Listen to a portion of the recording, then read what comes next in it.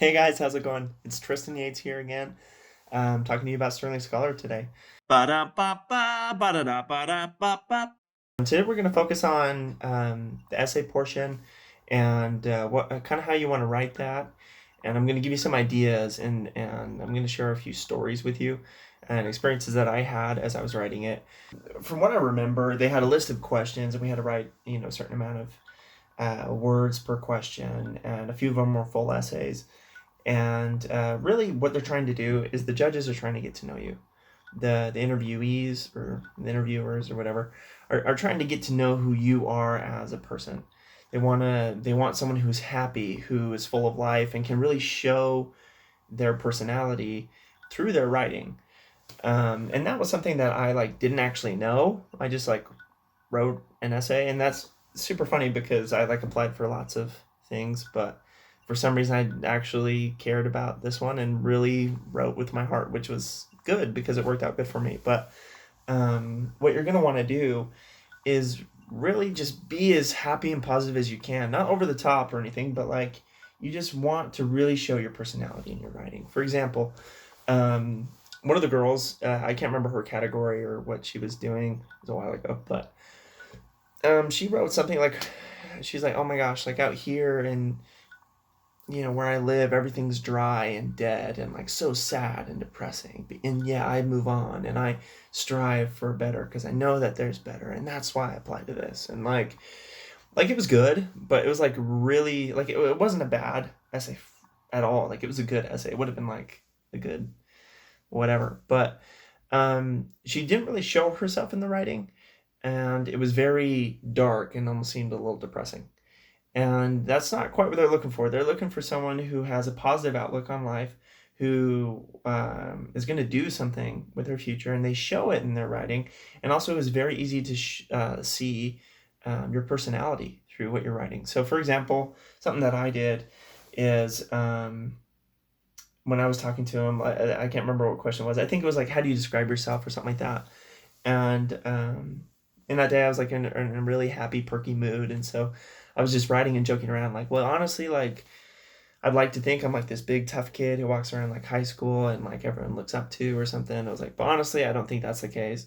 I was I feel in reality, I'm more a big noodle, a big linguine walking through the hallways. With my arms a little too long and my legs are a little too loose, um, but at least I'm fun and springy or something like that.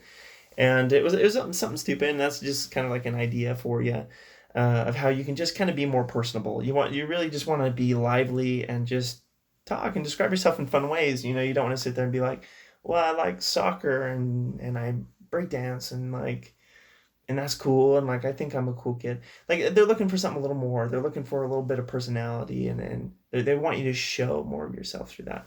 So that's something that I'd really recommend to you guys, is just going through, really showing yourself in them. And what they're going to do with these papers, they're going to give them to your interviewers, and they're going to read through everything. By the way, they don't ignore anything, and so they're going to read through everything, and they're going to want to see. I don't know. I mean, they're going to use that and your interview to see if you move on. So I would make sure that you do that as best as you can. Have as many people correct it. Just make sure it's full of personality, full of life. You're not sitting there being depressing or sad or oh, I'm so poor, I need money, and if only I had this money I can move forward. You don't want to talk about money. You don't want to talk about any of that in a negative way. Obviously, if it's a personal story or whatever, then go ahead and and talk about it, life struggles and how you've overcome those, and that's totally different. But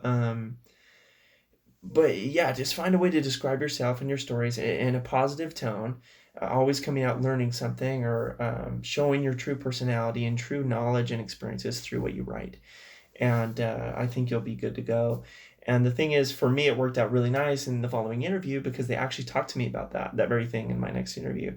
They were like, "Oh, wow, Tristan, when I read your thing, it was so funny. It made me chuckle, it made me laugh. You're talking about being a noodle in school. I've never heard anyone say that. That's so funny. You want to talk to me about that?"